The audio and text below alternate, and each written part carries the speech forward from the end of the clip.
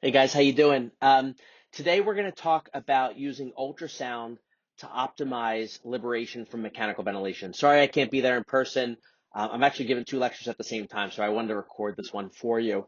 And Dr. Bonk wanted me to focus on ultrasound today. We do a lot of talk with ultrasound, LV function, RV function, hemodynamics, etc. This is a cool little lecture that can show how you can use ultrasound as an adjunct in your decision making, particularly with mechanical ventilation liberation. And so when we look at patients who we are getting off the ventilator, there are a couple of predictors of failed weaning: COPD, patients who have heart failure exacerbations, significant atelectasis and lung derecruitment, patients who are admitted with pneumonia requiring mechanical ventilation, and diaphragmatic dysfunction, which I think probably goes under recognized. Now, the difficulty with this is that these are the reasons we put people on the ventilator, right? They probably take up 80% of all the patients who are on the vent. I mean, the other 20% are probably encephalopathy from polysubstance use or some toxic metabolic encephalopathy, sedative agents, seizures, things like that. But a lot of these are intrinsic to the lung and to the heart. And so a lot of our patients are predictors of failed weaning. Um, when we are choosing to extubate someone, we're using classically our clinical exam, review of the imaging to see improvement of whatever pathology is happening in the lungs to cause them to have respiratory failure. But then we're also looking at objective data like an RSBI. And so many times a patient will meet all criteria to be extubated, we extubate them, and then they get reintubated. And in reality, that should be about 10 to 15% of all the patients that we're taking care of, right? If more people are being reintubated than 15%, you're probably being a little bit liberal with your extubation strategy and risk stratification. And if no one's getting reintubated, we're probably not extubating enough people and subjecting them to things like tracheostomies. So I think 10 to 15% is probably the most appropriate. But the question is, in these complex cases where we're just not sure, can ultrasound help us risk stratify? So the things that we look at for liberation from mechanical ventilation are, is this patient going to have a strong enough cough to mobilize secretions, right? Do they have improvement of whatever inflammatory process is going on in their lungs? And we often use our x-ray, our secretion exam to see if things are getting better or not. Then we want to see, is the patient able to wake up and follow commands and not be really agitated? And that just goes by clinical exam. Ultrasound is not going to help you with that. And then lastly, which is something I think is pretty hard, is the patient strong enough to get extubated, right? Not only do they have a strong enough cough, but are they strong enough to take large enough breath to maintain a minute ventilation, to not de-recruit the bases of their lungs in particular? And I think this is a hard thing to determine. We often use grip strength, or we use our ability to raise our head off of the bed as surrogates for generalized strength in the body. But that doesn't take into account our diaphragm strength, which I think is under recognized as diaphragmatic dysfunction, particularly if someone's been on the ventilator for 72 hours or more. So the question here is, how can we use ultrasound to optimize our strategy for vent liberation? Well, Jason Bartok, when I was a fellow, taught me load, strength, and drive. And many of you have probably heard either me completely regurgitate his teaching or have heard directly from him how we can look at load, strength, and drive to optimize liberation from mechanical ventilation.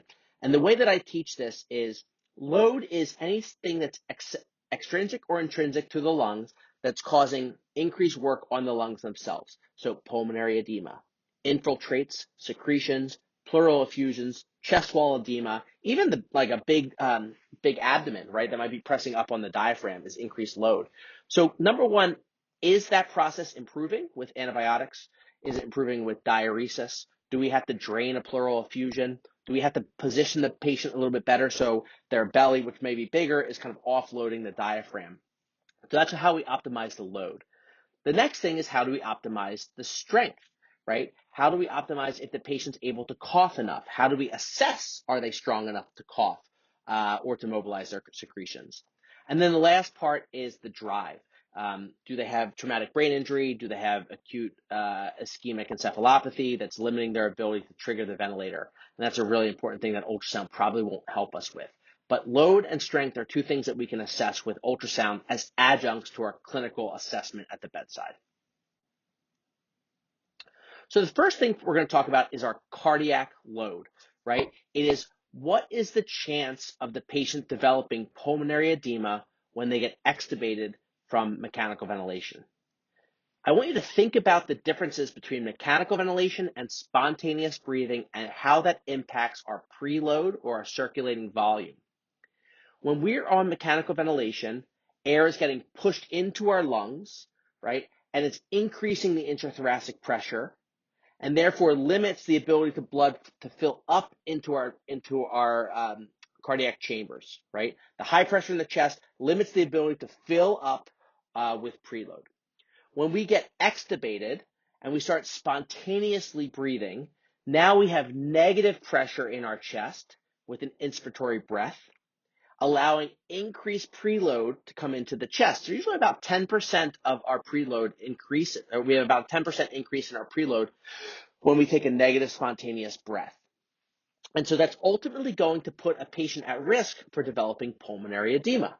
Now, you could theoretically put someone on T-piece where they're not on positive pressure, but they still have the tube in place and they're breathing spontaneously. But T-piece isn't really helpful in general, and it's difficult to breathe through that small little tube. So may show that your patient's not ready to get extubated from a strength standpoint. They'll get real tachypnic. But in an effort to see what's their preload sensitivity. But we don't really use T-piece for this. But we can use ultrasound to say, is this person optimized from a filling pressure standpoint or a preload standpoint that when I extubate them, they're not going to develop pulmonary edema due to this increased preload into their thoracic cavity. So the way we do this is through something called our E to E primed. And we're going to go over this in detail, but what I want you to know is that an E to E primed, right, less than 8 is consistent with normal filling pressures. And E to E primed greater than 15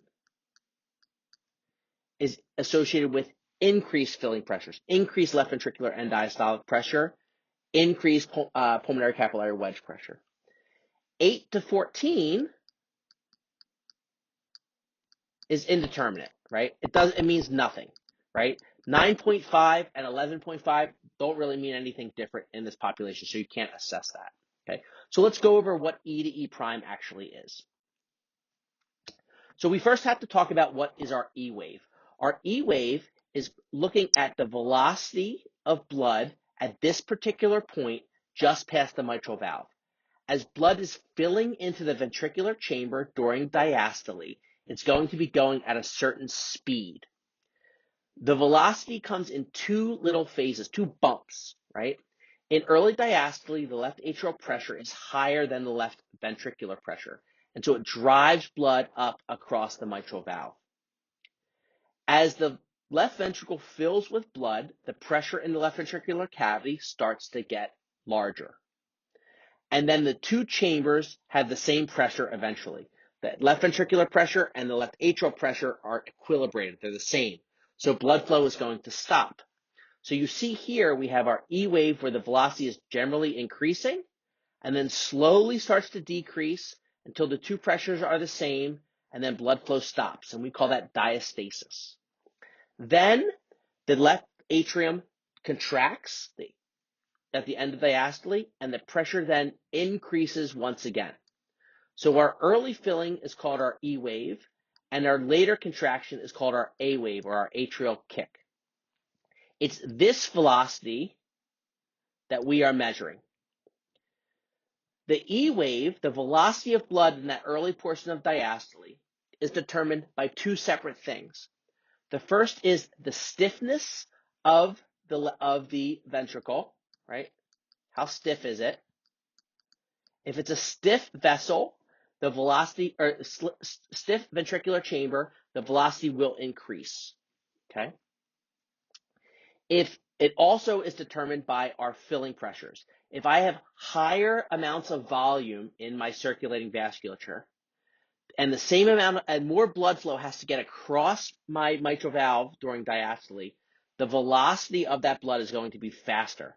So it is our stiffness and our filling pressures that determine our E wave.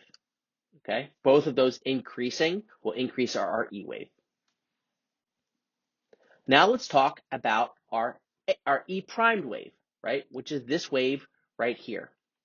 You'll notice that this symbol at the top of the screen looks a little bit different.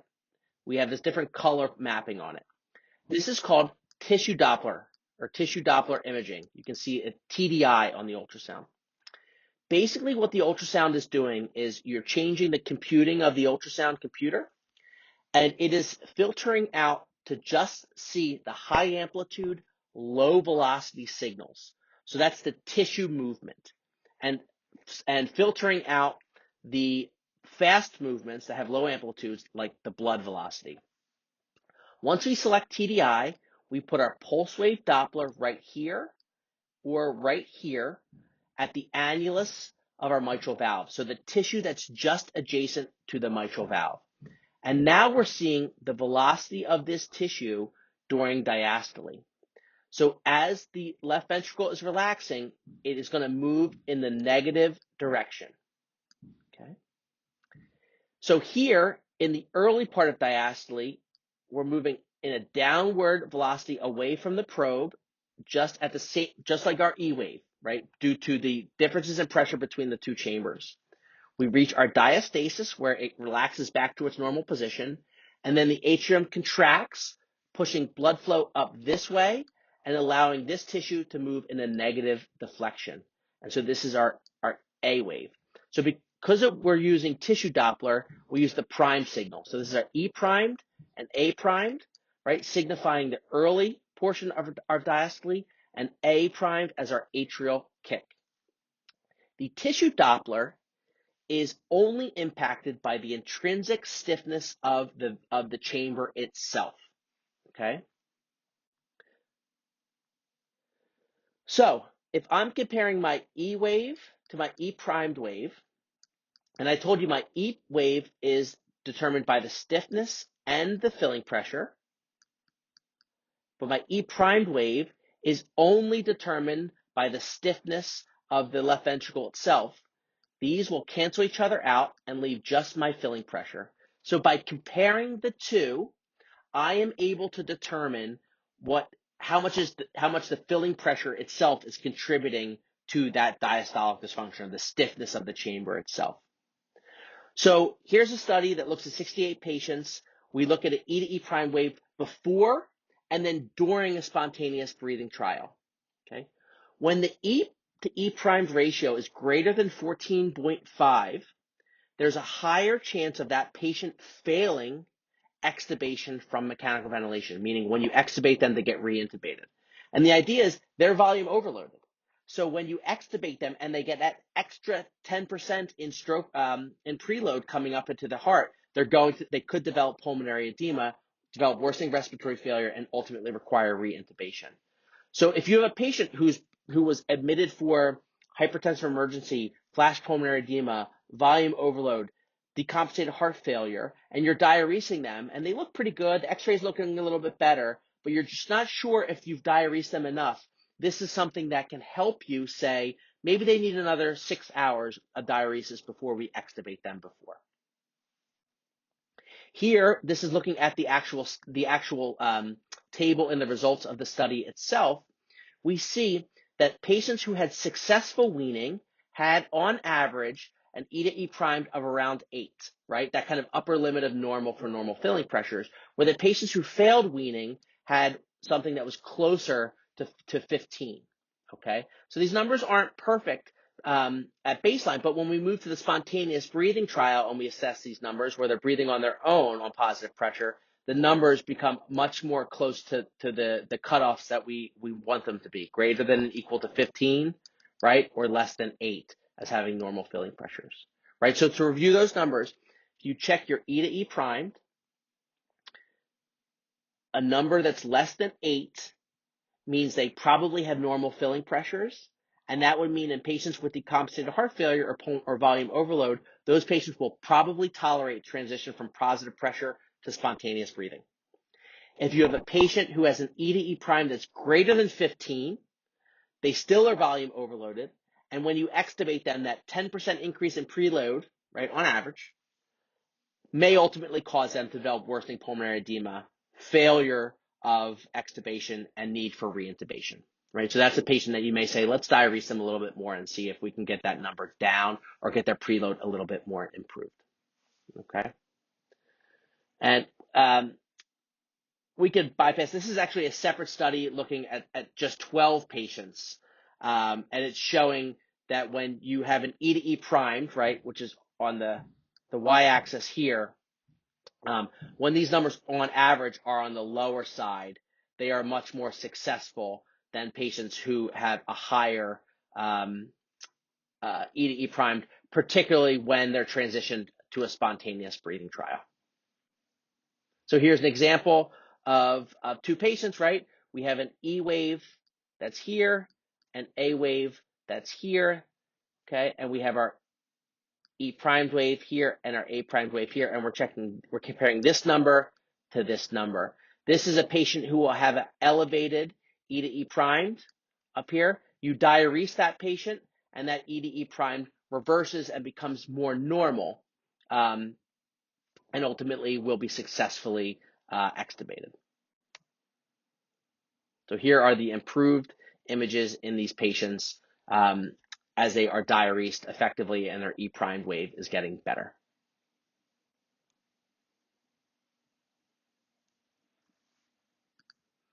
Here's a separate study looking at a smaller volume of patients, 53 patients, about 20% of which had failed extubation, looking at their blinded information of what was their E to E primed prior to extubation, and then also looking at something called your intraatrial septal motion.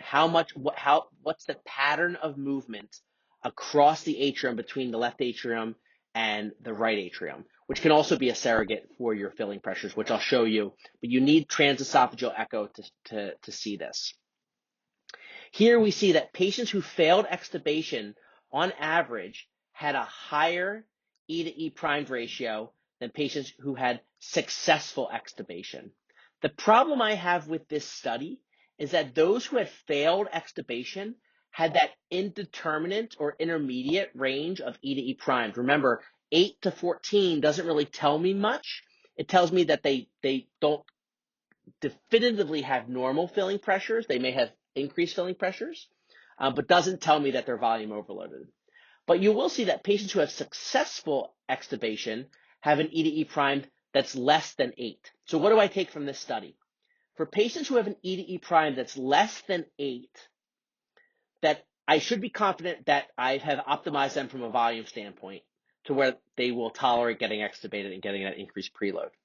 And if I don't have an E to E prime less than 8, I had to really consider, do I need to diurese them more? So the prior study says, high E to E primed means there's a good chance they'll fail. Low E to E primed, they'll probably succeed. This study says low E to E primed, they'll probably succeed, but if it's indeterminate, I'm just not quite sure, and there's a higher chance that they may fail, right? So here it is, let's get people down to an E to E prime that's less than 8, right? Let's diurese them effectively and be confident that they are optimized enough to get extubated. Because just following things like lower extremity edema, we know that takes time to recover, but the patient still may be able to be extubated. But the E to E prime is showing actually what's happening to the stiffness of the heart and what's happening to the preload. The next portion of this is looking at the intraatrial septum movement and what is the pattern or the fixture of that septum, which we're going to go over in subsequent slides. So this is a view on our transesophageal echo, looking at our intraatrial septum, which is this area right here. As we rotate our probe to around 60 degrees, 40 to 60 degrees, we're able to see our aortic valve right here in the middle.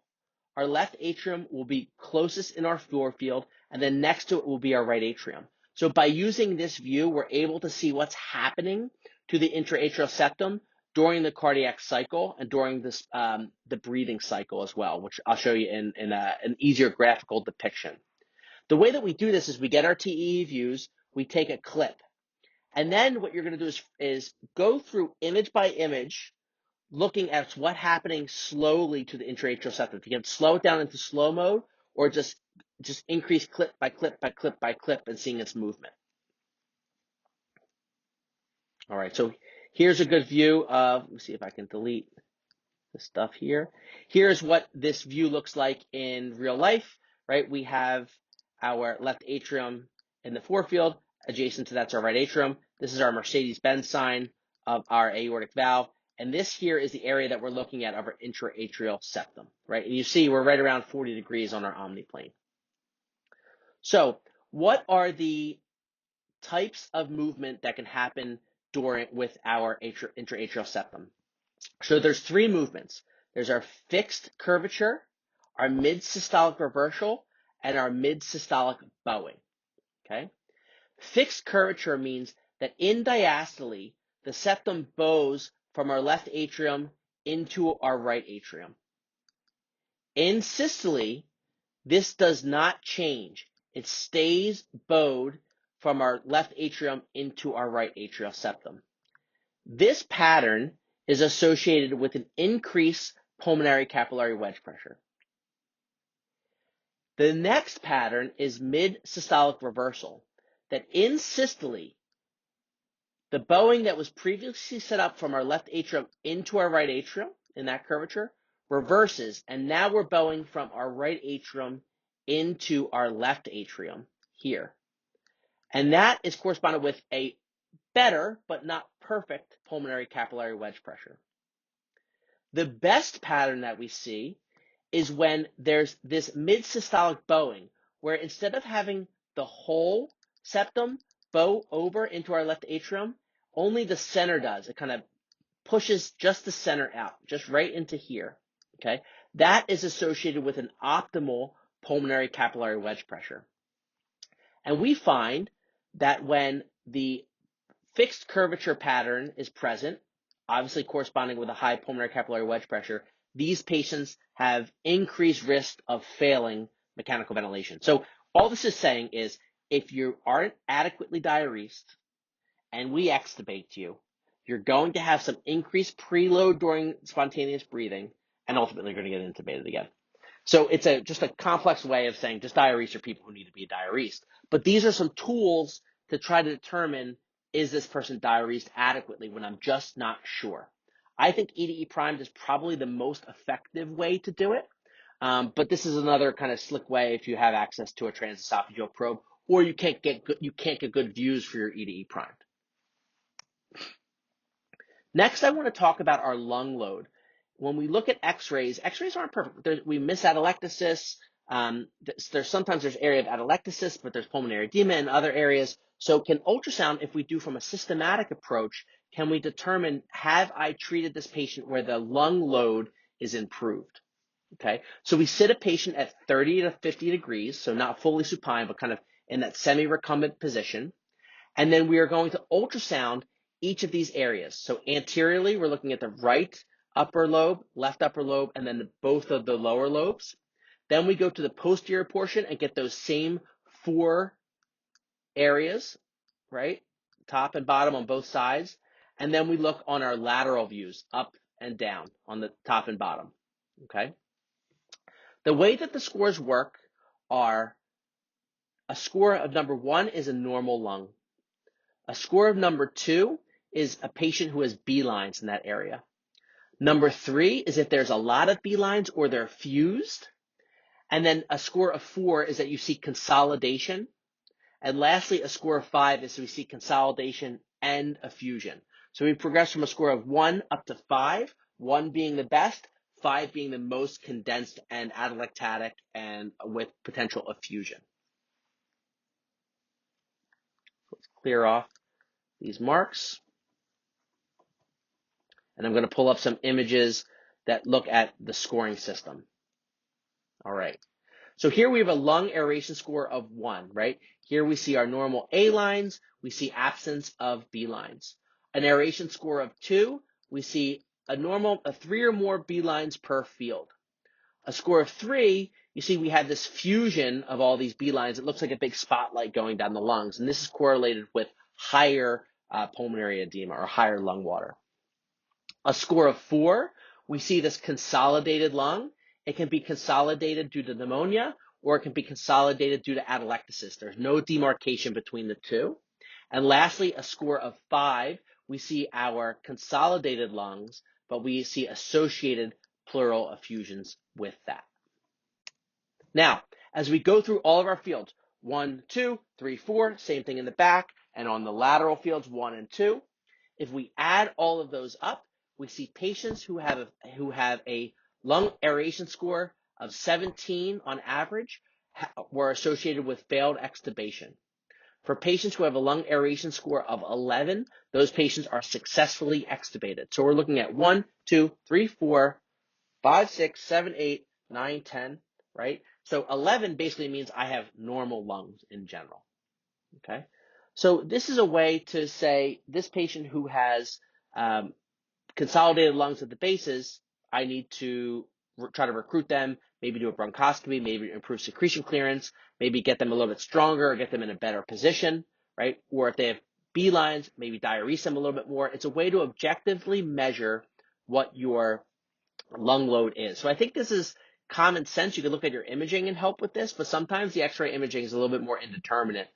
So this is a way to say I need to do a little bit more work on this patient to optimize their lung load. The question here is if we have, let's say we have a lung aeration score of 13, but there's significant pleural effusion. Is there any benefit to draining these pleural effusions, or should we just diurese them or just extubate and then diurese them? Well, this study looks at patients who have pleural effusions who are weaning from mechanical ventilation. There's 249 patients, 73 of those patients failed extubation, and these patients had moderate to large pleural effusions. And then we determine if we drain these effusions, right, do we optimize their ability to be extubated and remain extubated? So here's a hazard ratio looking at draining these effusions. And when we drain the effusion, we decrease our risk significantly of reintubation. So if you have a patient with moderate to large pleural effusion and they look good on the vent, I actually try to drain these beforehand if I can. Now, if a patient is high risk and they have coagulopathy and you don't think they're stable for that procedure, then you don't drain that effusion. But there is benefit in draining moderate to large pleural effusions prior to extubating the patient to limit their chance of reintubation. Okay. We see the biggest benefit is early, right? In the first 4 to 5 days of a patient being extubated, from decreasing the risk of being reintubated.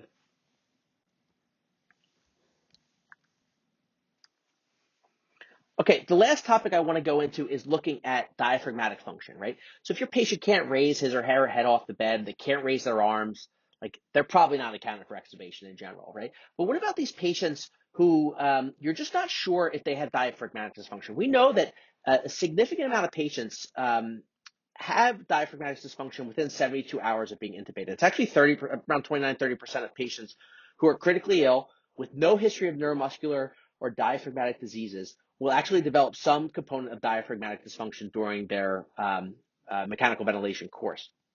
So how do we measure this and how do we assess this objectively to see if a patient actually has those problems? So the way that we do this is we want to look at the diaphragm and see, number one, how much it's moving or how much it's shortening, right? Remember, when muscles contract, they get shorter and they get fatter, right? And then they stretch out when they're when they're not contracting. So we lay a patient at around 30 to 50 degrees, just like we did in the other studies. We put them in a semi-recumbent position, and we place the ultrasound probe with the indicator up towards the patient's head, right? Looking in between the intercostal spaces, okay? And then we're going to be measuring the movement of the diaphragm during the inspiration and expiration. So we want to freeze it at end inspiration and freeze it at end expiration. The way that you can do this is just take a video clip and then you can cine through the video clip to see when has the most movement and when it has the least movement, or when it's the thickest, or when it's the thinnest. So rather than trying to time the respiratory phasic cycle, just take a video and then measure your max and your minimum movement. And we'll go over how we do that before.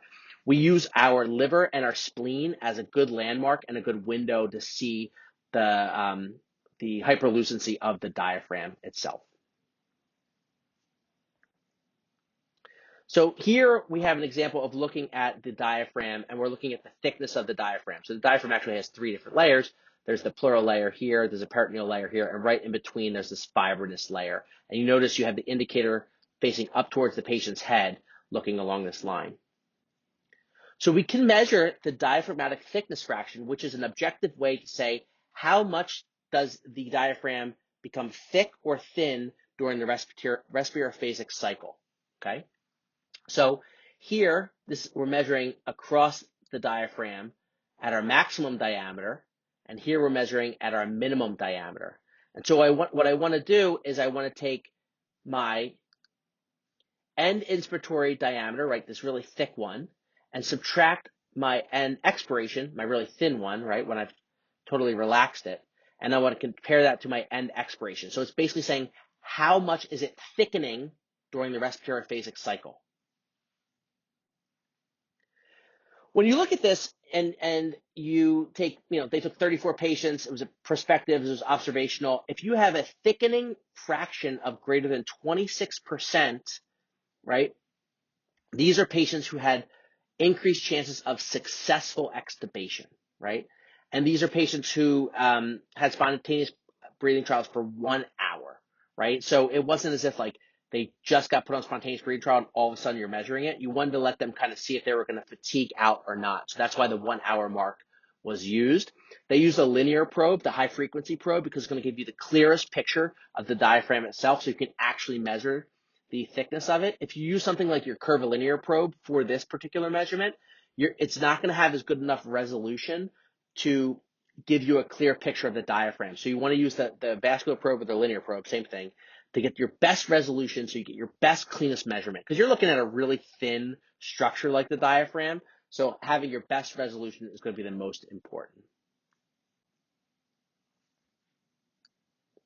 So here we see, and this is a graphic depiction of this study, that your thickening fraction here, with higher fractures going up and lower fractures down here, show that patients who have a more thickening during the respiraphasic cycle of their diaphragm were successfully extubated.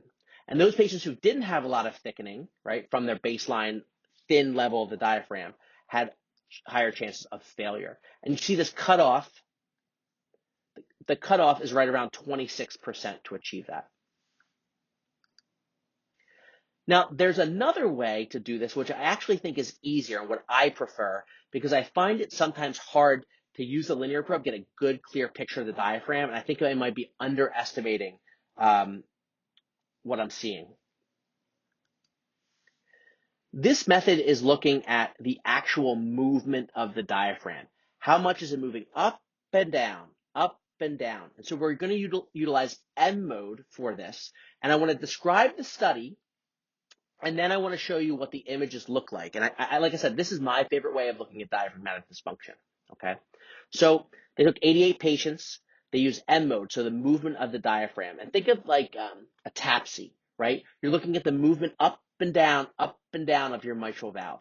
And this instead is looking at of your right ventricle. You're moving up and down, you're looking at the movement of the diaphragm itself. So on average, these patients were intubated for longer if they had diaphragmatic dysfunction, and they had higher rates of respiratory failure if they had diaphragmatic dysfunction. So we'll show you in the next slide what's the cutoff for diaphragmatic dysfunction in this group. So here what we're doing is we're looking at a similar view up in our right upper quadrant or left upper quadrant, looking at our diaphragm here, and we're seeing how much is it moving upwards and downwards along this M mode line. As it moves up, we get our peak velocity, and then it moves down and we get our lowest movement. And so the difference here is the total movement of our diaphragm during the respiraphasic cycle. The cutoff for failure is less than 11 to 14 millimeters, Okay, so you see how much this is moving here compared to the bottom screen, which is a shallower movement. So it's very similar. It's almost like a taxi for the diaphragm. And so for patients who have diaphragmatic movement less than 1.1 to 1.4 centimeters, those are patients who have higher failure rates of extubation. Now, do I say that I check everyone with a diaphragm movement, and if they don't move, I don't extubate them? No, that's not the case. But there are patients who have neuromuscular weakness, who can't raise their head off the bed because they're generally weak, but they're pulling great volumes on the vent, right? And I'm thinking, I know this patient's higher risk, but I think they're going to do okay. I want to give them a shot. So I sit down, I talk with family, and I say, listen, they're really weak, but I've looked at their diaphragm, their breathing muscle, and it's moving really well. It's moving at 2 centimeters. So that makes me think that at least their breathing muscles are good enough that they may be able to maintain enough minute ventilation tidal volume. That doesn't tell me whether they can cough up their own secretions. That's a whole different can of worms. But if you're worried about actually maintaining minute ventilation or maintaining tidal volume, this might be something that helps you here. I've used it in patients who have lower cervical injury, so lower C-spine injury, with some cord injury that still have function of their diaphragm, but do have upper extremity weakness. So this is a patient who I said, I don't know if they need a trach. I don't know if they will do well with extubation alone. And you talk with your neurosurgeons and say, I'm risk stratifying this person. I think we can give them a shot. If everybody's on board, then you give them a shot. There are times when this isn't really helpful because they are so profoundly weak and their injury's high enough, right around C3 or C4, they're going to need a tracheostomy because they're never going to clear their own secretions. But in those lower cord injuries, maybe that's helpful. There's case series and case studies and case reports looking at this in those patients, but there aren't large randomized controlled trials, so I don't think it's by means standard of care to use this as the risk stratification method. But for patients who I'm just not sure, this can push me one way or the other. So in general, I want you to think about these 3 different imaging modalities you can use for your patients who are much more complex. You may only use these a couple times a year, but you have to know that these are tools that are in your back pocket to help risk stratify a patient. So looking at your E to E prime to figure out, is the filling pressure appropriate for me to extubate this patient, or should I diurese them a little bit more? The second is I look at my lung aeration score, and I say if my lung aeration score is greater than, usually around 14, these are patients that, I may need to do a little bit more work on. Diurese them, recruit their lung, do a bronchoscopy, give them some mucolytics, get some better secretion clearance, maybe get them up and mobilize them a little bit more so their atelectasis gets better, to optimize them. And then lastly, looking at our diaphragm function to see the movement of the diaphragm, which I think is the easiest, or looking at how much it's thickening during the respiraphasic cycle. Okay. Remember, extubating somebody can be a complex decision. You don't just look at an RSBI and extubate them. You have to look at, how do I think of an overall clinical condition that they're going to do? And when it's just not fully clear, using your adjuncts as data points to add to your clinical gestalt and your clinical assessment at the bedside can be incredibly helpful. Thank you guys for joining. When we're on service, if you want to try some of these cool techniques, and then see how the patient does afterwards, if you think they truly are a candidate for extubation, I think these are great tools to start using when you don't have to rely on them, when you are pretty confident, and then see how your outcomes are. So you can use this when the situation's a little bit more complex. Have a really good day.